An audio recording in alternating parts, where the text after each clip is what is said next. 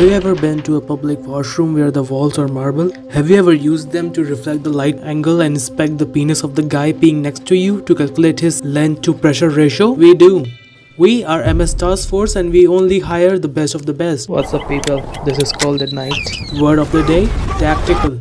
Zero Hour is an ambitious first-person shooter made by the supreme nation of Bangladesh in an Israeli game engine for American white man with AAA qualities such as stealing your data and microtransactions. At least an attempt at them before the game died. Fun fact, the developers started working on this game because they couldn't afford Rainbow Six Siege. This is not Call of Duty, you cannot run and gun your way through. This is a real life Bangladesh, so we run and gun our way in tactically. First, let's understand one thing in your hand. Firearms. You can shoot every gun, but not every gun shoots. Reloading works much like real life. If you reload with bullets still in the mag, you switch to the next magazine. The previous magazine will still be kept unless you press R twice, in which case we throw the magazine away. To check your ammo status, double tap and hold the H key. I find this engaging, enthralling, immersive, especially when it applies to revolvers as well. Every gun can be gunsmithed. Laser helps you aim with hip fire. Flashlight helps your enemies kill you faster. Scopes are terrible and I personally don't like them. Anything else doesn't do much.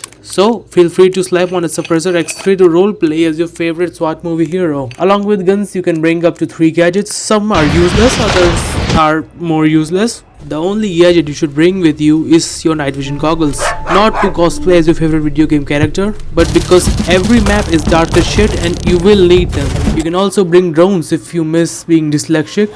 Do not take the health shot, it doesn't even heal you enough to take one bullet. My favorite equipment is none of them. But what are we packing for? War against terrorism. On the side of terror. We are the oppressors of the freedom fighters who just want their voices heard. I would review the PvP of the game, but I'm afraid.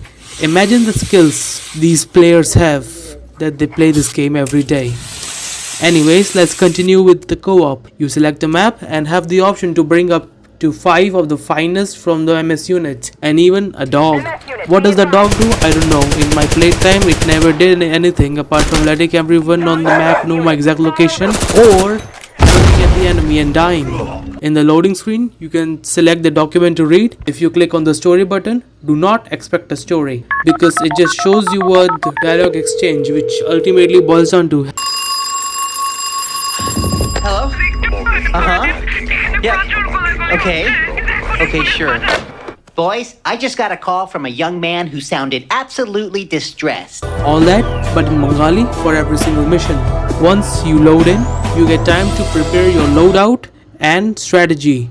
Great tool for drawing penises. You click execute now and load into the map. Now we have to complete objectives which includes defusing a bombs, securing hostages and killing bad guys. Being a terrorist is hard, especially in Bangladesh. Some people will realize this after you have already shot them and will try to surrender. This is bad because the game thinks you shot a peaceful civilian and cuts your points from the end score screen.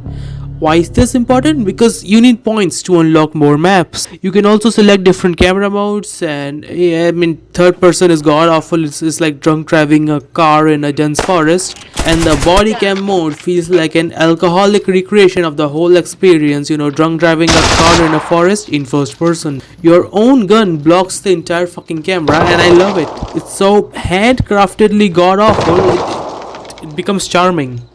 Once I went to a map called Cafe 14. I was immediately threatened on my entrance. Scared, I took my shot, saving my life. After exploring the map, I found a woman. I asked her calmly to surrender, but she stood her ground and she was approaching for a trigger which could nuke the entire building. Startled by this, I did what had to be done.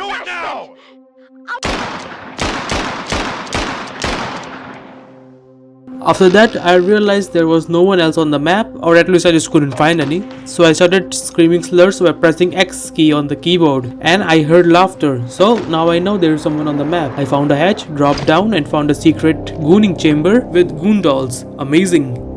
And another. Oh, and more. I'm starting to feel they might not be dolls. I now feel less guilty for my previous actions. Finally, I found the doctor responsible for this and took him into custody very peacefully.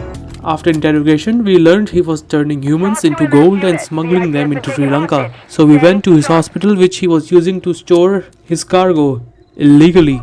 This time I brought backup, and after giving a tough fight, we found the final location. This is it. This is the final map. We rushed in, took out everyone. We are not taking any prisoners, and we will be seen as the villains now, but in the future we'll be seen as the defenders of the God's greatest nation. And while I was thinking I tripped over a bomb, killing my entire squad, and I got 0 points. Amazing game, 10 out of 10, very immersive. And now closing the video, there is a Call of Duty style training mode with a leaderboard if you have the speedrun insect inside of you, a cosmetic store if you want to help the Bangladeshi economy. The game's price is very affordable. If you want to experience a realistic shooter, this is your cheapest option, but is it worth it?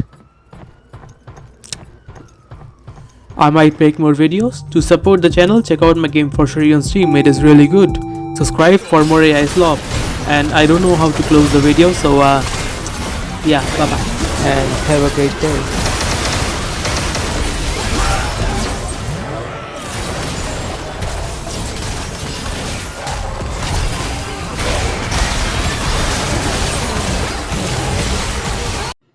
Before the video begins, I want to show you all how much space I have for my mouse on my desk, so any of my shitty aim will be blamed